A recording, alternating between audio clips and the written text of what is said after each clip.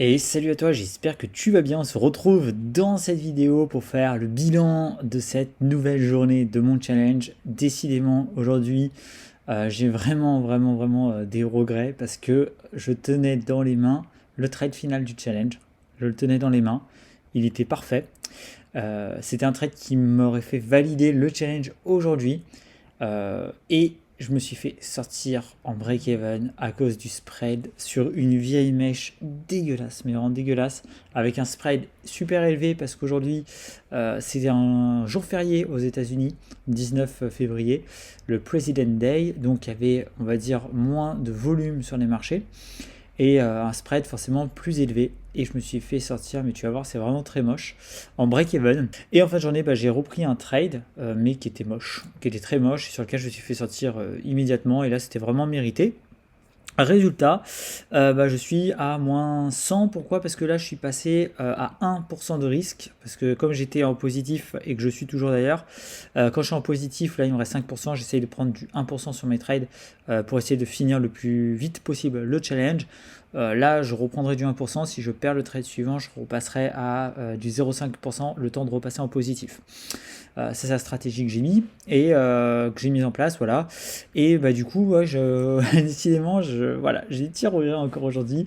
C'est une vraie aventure émotionnelle. En fait, je m'en veux sur beaucoup d'aspects parce que j'avais vraiment, je pense, avec toutes ces journées, j'avais vraiment beaucoup d'opportunités pour finir un challenge. Voilà, c'est là que je vois que je suis encore en cours d'apprentissage parce que bon, je peux faire largement plus que ce que je fais, je le sais très bien. Mais j'ai encore certaines craintes psychologiques, de la précipitation, c'est toujours pareil, hein.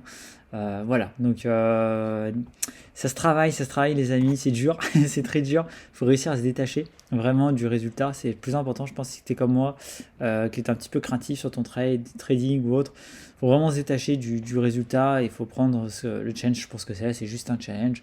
Voilà, il y a pas une maison en jeu. Donc au pire des cas, même s'il est grillé, c'est pas très grave. Et faut pas hésiter quand tu vois des bons setups à les prendre et à les prendre jusqu'au bout. Et inversement, ça sert à rien de se précipiter quand il est 18 h et que c'est dégueulasse, quoi. Voilà, comme je l'ai fait en fin de journée. Donc bon, c'est des leçons qu'on apprend. Donc les deux trades de la journée ils sont là, hein, un qui a fini en break-even. Alors là c'est plus 9,87 mais c'est break-even parce que j'avais la commission, donc j'avais anticipé le stop loss en fonction.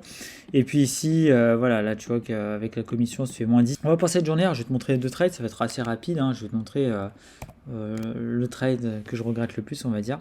C'est celui-là. Parce que celui-là était magnifique, il était vraiment magnifique. Pourquoi? Le setup il était 5 étoiles, il était parfait. Ici, qu'est-ce qui s'était passé? Donc c'était la London Session, on était 10 h du mat.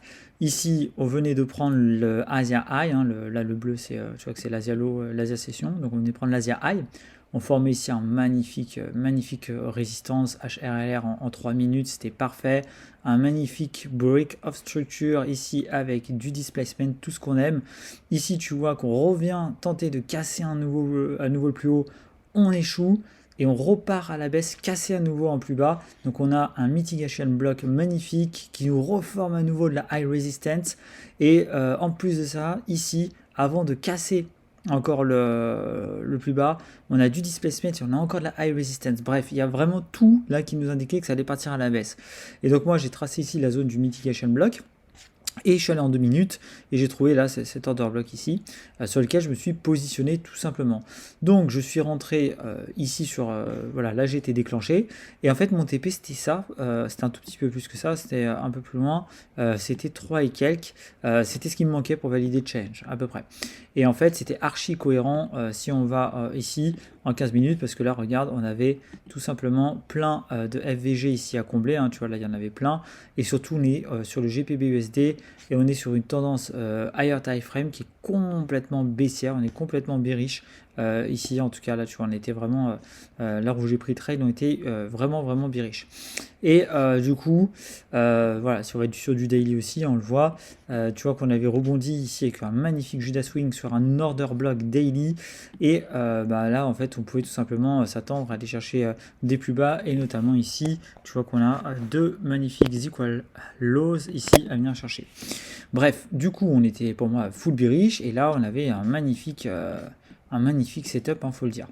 Donc, qu'est-ce qui se passe? Il se passe que, donc là je peux t'enlever un petit peu les indicateurs, je me fais déclencher, et là, voilà ce qui se passe, je vais te mettre minute par minute, tu vas vivre avec moi la tristesse.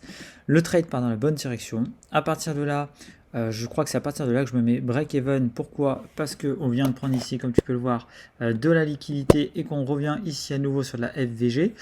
Donc, je pouvais m'attendre à une réaction. Donc, je sécurise le trade, on ne sait jamais. Je me mets break-even. Et là, qu'est-ce qui se passe? On vient prendre la FVG et donc, on a notre fameuse réaction. Et en fait, je me fais sortir. Donc là, tu vois, ça stagnote comme ça. Ça fait pas grand-chose. Donc là, je vais t'agrandir le trade. Pardon, si j'y arrive. Voilà.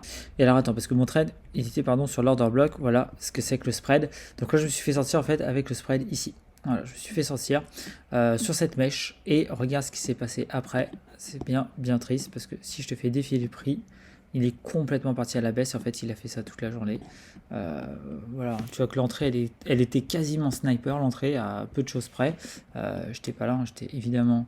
bon, je sais pas pourquoi il est redescendu, j'étais ici, voilà, moi je suis rentré là, et là tu vois qu'en fait j'aurais pu vraiment pousser, voilà, le trade, je l'avais poussé, alors voilà, je sais plus le stop loss que j'avais mis, j'ai l'impression qu'il a bougé depuis tout à l'heure, j'arrive pas, j'avais pas ça comme stop loss, j'avais un stop loss à 3 et quelques, voilà, j'avais un truc comme ça, et j'avais un truc comme ça à peu près, tu vois, voilà, j'étais à peu près ça dans mon trade, et ça me faisait valider mon challenge. Et en fait, tu vois que toute la journée, en fait, on a fait que baisser. Donc là, on était revenu ici, puis après, voilà, toute la journée, on avait baissé. Et du coup, là, j'aurais pu valider le challenge. Je me fais sortir break-even sur cette mèche précise. Donc un petit peu triste, je vais pas te mentir. Alors ensuite, j'ai essayé de trouver des opportunités. Donc là, je vais repasser en 1 heure pour aller plus vite. J'ai essayé de retrouver des opportunités à la session de New York, voilà, le début vers 13h. Donc là, on avait un magnifique break-off structure. Et en fait, le prix, tu vois qu'il a fait, voilà, il est parti vraiment en mode ligne droite solo. Et il a attendu personne. Donc du coup, je suis passé sur l'euro USD. Et là, je me suis fait sortir, alors, vraiment... C'était magnifique, hein, il n'y avait pas de suspense, c'était vraiment illico presto. Alors ce trade là, pourquoi j'ai voulu le prendre? Je vais te montrer pourquoi j'ai voulu le prendre. Parce que ici, en 3 minutes, alors pour te remettre le contexte, hein, pareil, on était complètement ici baissier, hein, on était vraiment sur une tendance baissière, donc moi je suis allé suivre la tendance. Et moi, qu'est-ce que je misais? Je misais en fait qu'on aille combler ici cette FVG qui restait pour me dire ici sur ce swing, tu vois, ou cet order block, pour ensuite repartir effectivement retracer. Donc moi je m'attendais quand même à ce qu'on finisse cette poussée là avant d'aller retracer. Donc je me suis mis ici en 5 minutes. En 5 minutes, qu'est-ce que j'ai eu comme confirmation? Là j'avais une magnifique high resistance ici, c'était beau. Là j'avais un magnifique, tu vois, swing low comme ça, là hop, on avait une bougie, puis on avait une englobante derrière qui était plutôt on va dire, encourageante pour partir à la baisse.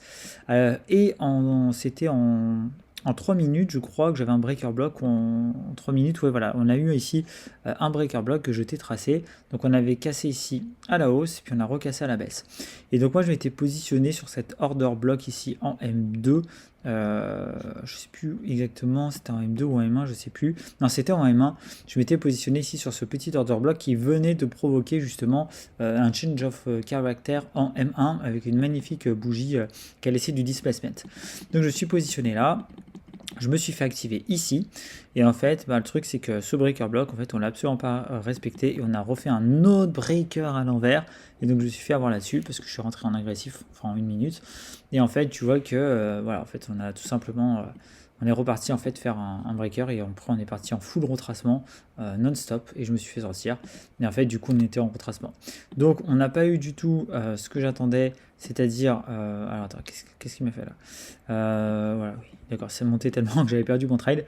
Il n'a pas fait ce que j'attendais, c'est-à-dire qu'il n'est pas venu voilà, il a pas venu finir de combler ici la fair value gap, il l'a laissé en plan ici. Il a laissé voilà, il l'a laissé en plan et il est reparti retracer tout ce qu'il a fait dans la journée. Donc voilà, on a vraiment fait un beau retracement. Alors c'est sûr qu'il y avait un risque parce que tu vois que sur du 15 minutes j'étais complètement en premium, hein, c'est sûr. Mais en fait pour moi il n'avait pas fini sa poussée. Moi je pensais vraiment voilà, qu'il allait aller jusque là avant de retracer, ce qui m'aurait paru logique. Et en plus ce trade nous faisait valider mon challenge pareil. mais du coup, il n'est pas passé. C'est des choses qui arrivent. Donc voilà, un petit peu déçu sur ce coup parce qu'il y avait des très belles opportunités malgré le fait que le jour était férié. Bah finalement, il y a eu quand même du mouvement sur le marché, hein. Voilà, il y a quand même eu des choses à faire.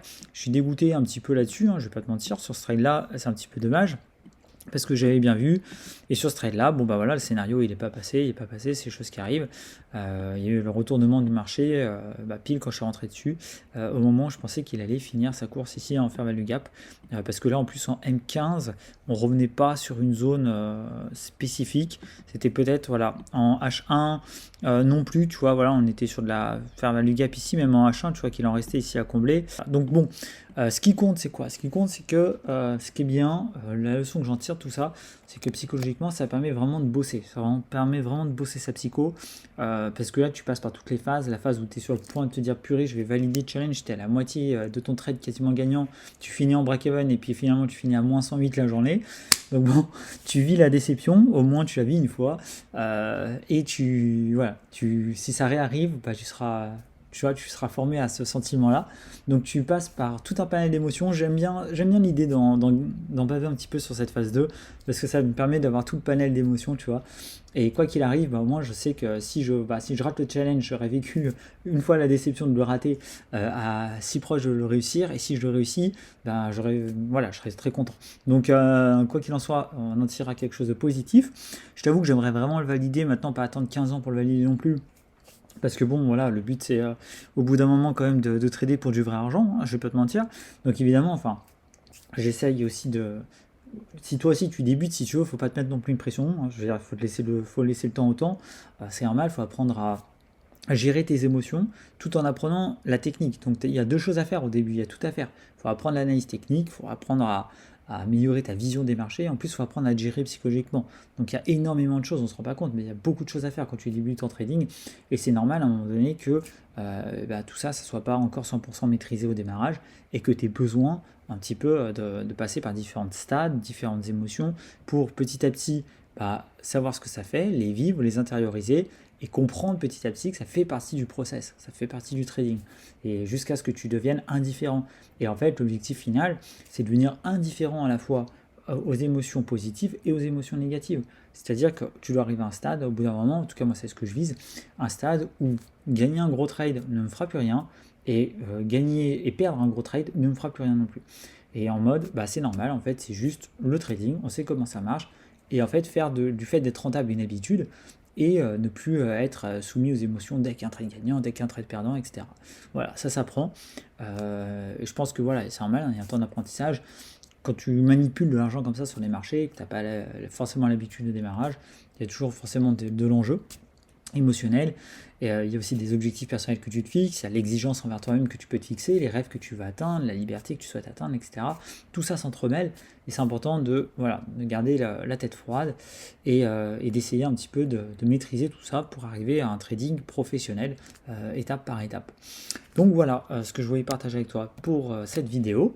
Donc évidemment, hein, rien de dramatique, si on regarde dans l'ensemble, on est ici toujours en positif, hein, de 1% quasiment. Donc on est à 10 100 et quelques, voilà. On est quand même bien sur ce challenge. Donc on va essayer de le valider. Un ou deux bons trades à 1% de risque, ça peut le faire. On va essayer de les prendre demain s'il y a des opportunités sur le marché. Et puis voilà, écoute, n'hésite pas à t'abonner, à mettre un petit j'aime pour suivre la suite des aventures. Je te partagerai évidemment tout en transparence. Tu suivras l'évolution complète de mon trading et en espérant que ça puisse t'aider, que ça puisse t'inspirer, que tu puisses te sentir moins seul si toi aussi tu en es au même stade que moi, en train d'essayer de passer tes challenges et d'essayer de changer ta vie grâce au trading. En tout cas, c'est un pur kiff, quoi qu'il en advienne, c'est une sacrée école de vie. T'apprends beaucoup sur toi, c'est passionnant, moi j'adore vraiment, au-delà de l'aspect financier, je trouve ça passionnant le trading, c'est assez excitant comme discipline je trouve.